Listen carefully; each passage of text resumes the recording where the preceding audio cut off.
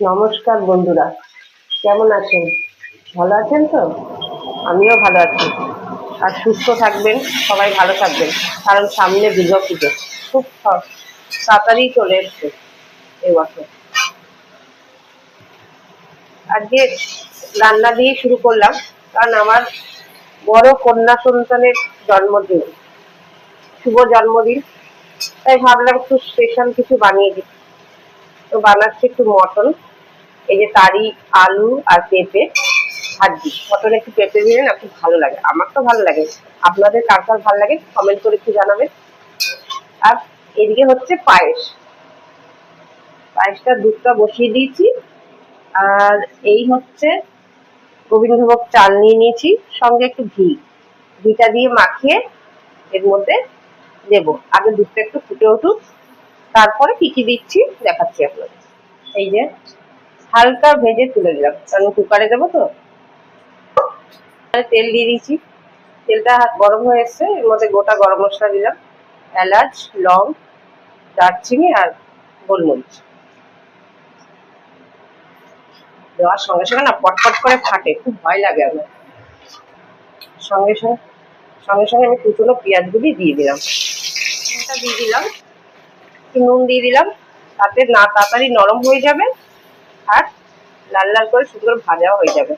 যে কালকে মটনটা ম্যারিনেট করে রেখে দিয়েছিলাম, এর মধ্যে দিয়েছি আমি তেজপাতা, সর্ষের তেল, নুন, হলুদ, জিরে গুঁড়ো, ধনে গুঁড়ো পাউডার, আর হচ্ছে অল্প পেঁয়াজ, আদা, রসুন, কাঁচা লঙ্কা, টমেটো, একটু টক দই, সব পেস্ট করে এর মধ্যে দিয়ে ভালো করে ম্যারিনেট করে রেখে দিয়েছিলাম।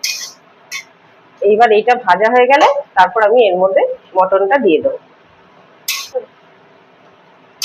আজকে বিশেষ কেউ না, আমার ননদের 2 ছেলে। আমার ননদ তো রিসেন্ট মারা গেছে, ননদ মারা গেছে, ছেলে 2 রয়েছে এখন, ওরা একাই। ওরা 2জন আসবে, আর আমার যা আসবে, যায়ের ছেলে আসবে, এই কয়জনই ঘরে ঘরে। আর হয়তো মেয়ের একটা বন্ধু আসলে আসতে পারে, কিন্তু ভাসুর আসবে না, ভাসুর চেম্বার আছে। আমার ভাসুর ডক্টর তো, ওনার চেম্বার আছে বিকেলবেলা, ওই জন্য উনি আসতে পারবে না।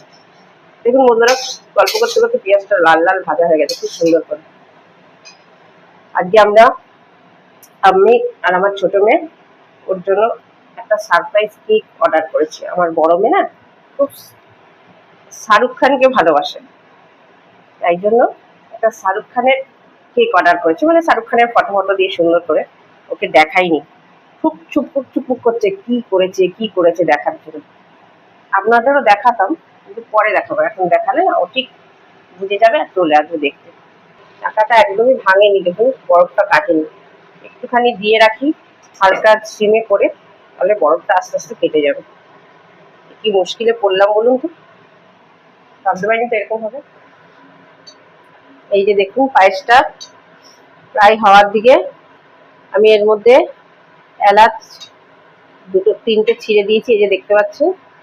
আর এবার দেব চালটা, তো প্রথমেই দেখিয়ে দিয়েছি, ঘিয়ে সুন্দর করে মাখিয়ে তারপর দিয়েছি। এবার আমি এই কাজু দিয়ে দিলাম। আমার মেয়েরা আবার কিশমিশ পছন্দ করে না, ওই জন্য দিচ্ছি না। আর একটা জিনিস পছন্দ করে না পায়েসে ওরা, ওটা হলো লাল দেখতে পায়েস, ওরা ভালো লাগে না, ওদের সাদা হবে ধবধবে সেই পায়েস। লাল হলে ভালো লাগে দেখতে, আর আমাদেরও খেতে যেমন টেস্ট লাগে, ওরা আবার পছন্দ করে না। সেটা গুড় দিয়ে বা লাল বাতাসা দিয়ে বানানো যায়, কিন্তু ওটা হবে না, যেহেতু ওদের সাদা সাদা পায়েসটাই পছন্দ হয়। দেখি চালটা সিদ্ধ হয়ে গেছে, এবার আমি নুন দেবো, নুন দিয়েছি একটুখানি, ওটা টেস্টের জন্য। এবার আমি দেবো চিনি, না হলে এই যে দেখুন চালে আগে থেকে চিনি দিলে না চালটা সিদ্ধ হয় না। চাল পুরো ভালো, চাল এখন ভালো মতো সিদ্ধ হয়ে গেছে। এবার এই যে চিনি দিচ্ছি, আন্দাজ মতো দেবেন, আপনারা যেরকম মিষ্টি পছন্দ করেন। আমাদের আবার খুব একটা মিষ্টি খায় না, তার মধ্যে তো আমি আবার মিষ্টি রুগী, সুগারের রুগী, ওই জন্যই আরো বেশি করে মিষ্টিটা দেওয়া যাবে। আর এই পায়েসটা টেস্ট করেও দেখা যাবে না যে মিষ্টিটা ঠিকঠাক হয়েছে কিনা, যেহেতু ওর জন্মদিনের পায়েস তো। আগে ওকে দিতে হবে, এই আন্দাজেই ডিলটা মারতে হবে আর কি। দেখুন আলটিমেট বরফটা ছাড়াতে পারলাম। এবার ভালো করে লাল লাল করে কষাবো, তারপরে আপনাদের দেখাবো। এখন কষি, টাইম লাগবে কষতে, জল ছেড়ে দিয়েছে তো, ভালো করে কষবেন, তেল ছাড়বে মশলা দিয়ে, তারপর জল একটু গরম করে দেবো, তাহলে ভালো টেস্ট হয়। দিয়ে পায়েসটা প্রায় হওয়ার মুখে, এবার এটা আমি নামিয়ে দেবো। বেশি ঘন ঘন না, একটু এরকম পাতলা নামালে ভালো, এরপরে একটু বসে যাবে, টাইট হয়ে যাবে। আর টাইট করলে তখন আবার দলা দলা হয়ে যাবে একদম। একটু মিষ্টিটা খেয়ে দেখতো, তোর জন্মদিন, তোর পায়েস দিয়ে একটু খেয়ে দেখতো, হাতেই দিয়ে দেবো গরম গরম। এই দেখুন এখনো কিন্তু সেভাবে কষা হয়নি, সেই কালারটা কিন্তু এখনো আসেনি। মটন তো একটু টাইম লাগে, তার মধ্যে অত জল ছেড়েছে, তো এ তো টাইম লাগবেই। আমি ভাবলাম মাছ ভাজাটা এদিকে বসিয়েই দিই, মাছটা ছেড়েই দিই তেলে।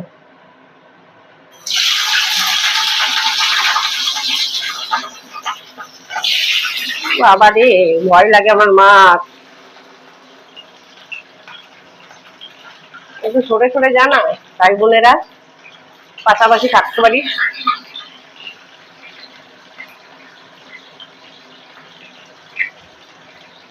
আর দেবো না, লেগে যাবে, মিনিটে করেই ভাজি। এবার দেখুন ভালোই, এ দেখুন ভালো দেখা একটু এটা। এবার দেখুন মশলাটা কেমন কষে গেছে, এই যে দেখুন তেল ছাড়ছে, একদম পারফেক্ট কষানো হয়েছে, একদম কষকষা হয়েছে। এইবার আলুটা দিয়ে একটু নাড়িয়ে নেব, নাড়াবার পরে গরম জল বসাবো আমি এর মধ্যেই। আলুটা দিয়ে একটু নাড়িয়ে হালকা কষিয়ে আমি গরম জলটা দিয়ে দেবো। গরম জলটা একটু বসিয়ে দিই, ততক্ষণে আলুটা কষতে কষতে আমার গরম জলটাও হয়ে যাবে। এই যে গরম গরম জলটা ঢেলে দিচ্ছি, একটু পাতলা পাতলা হবে, কারণ আমার মেয়েরা আর আমার ভাসুর পাতলা ঝোলটাই পছন্দ করে, ওরা বেশি বেশি ঘাড়ও পছন্দ করে না। মটনের লাল লাল পাতলা পাতলা ঝোল কে না পছন্দ করে, কারা কারা পছন্দ করে জানাবেন। আর এরকম লাল লাল ঝোল ভালো লাগলে চলে আসবেন খেতে, আর আমার মেয়েকে একটু হাত ধরে আশীর্বাদ করবেন যেন আরো বড় হোক। আর ওর জন্মদিন তো, আপনাদের কাছ থেকে এটাই আশা করি।